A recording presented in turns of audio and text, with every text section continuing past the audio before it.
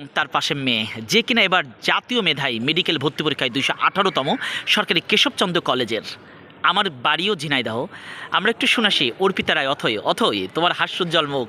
তুমি তো দেখি খুব কি বলা যায় একজন গর্বিত সন্তান হিসেবে বাবার পাশে আছো।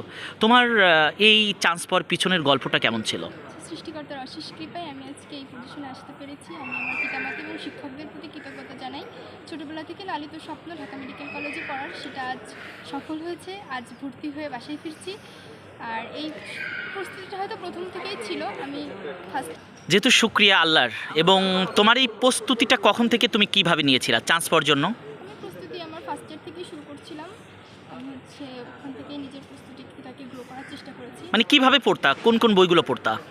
আমি মেইন বইয়ের পাশাপাশি জয়কুলির মেডি সিরিজে 3টা বই পড়েছি এবং সেগুলো অনেক কি বই?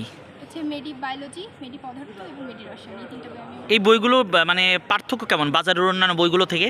হ্যাঁ, এখানে প্রত্যেকটা টপিক সুন্দরভাবে গুছিয়ে দেওয়া আছে এবং শর্টকাট টেকনিক সহ প্রচুর প্র্যাকটিসের জন্য প্রচুর এমসিকিউ আছে, যেটা প্রস্তুতিতে খুবই সাহায্য করেছে। তাই ঝিনাইদহ থেকে কিন্তু ওই কেশবচন্দ্র কলেজ এর আগে মুগ্ধ ছিল। জাতীয় মেধায় কততম জানো তো? 28তম। এবং কেশবচন্দ্র কলেজ একটা রত্নের খনি। এবং তোমার বাবার কাছে আমি একটু জিজ্ঞেস করি, আপনি তো রত্ন সেই বাবা, সে একটু ওর পিছনের এই যে কষ্ট কিভাবে আপনি দেখছেন এটা?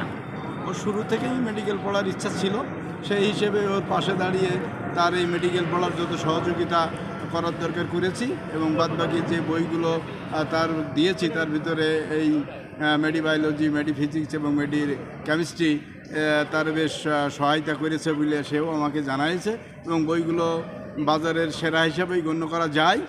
আপনি তো একটা ইসের টিচার না, আমি হাই স্কুলের প্রধান শিক্ষক। ও হাই স্কুলের প্রধান শিক্ষক? কোন হাই স্কুলের? ওই রঘুনাথ মাধ্যমিক বিদ্যালয়, ঝিনাইদহ সদর, ঝিনাইদহ। ও দো আশীর্বাদ। এই জুনিয়র উদ্দেশ্যে তুমি কি বলবা অর্পিতা? না, জুনিয়র উদ্দেশ্যে বলবো যে তারা প্রথম থেকে তাদের প্রস্তুতিটাকে গ্রো করুক এবং এই জন্য তারা জয়কুলির বইকে বেছে নিতে পারে। দো আশীর্বাদ সত্যি অনন্য প্রতিভার জ্বলন্ত উদাহরণ। সবাই আশীর্বাদ করবেন যেন আমি ভবিষ্যতে সবার মুখ উজ্জ্বল করতে পারি এবং যে মানব সেবার যে ব্রত নিয়ে এগিয়ে যাচ্ছে সেটা যেন সফল হয়। থ্যাংক ইউ তোমাকে।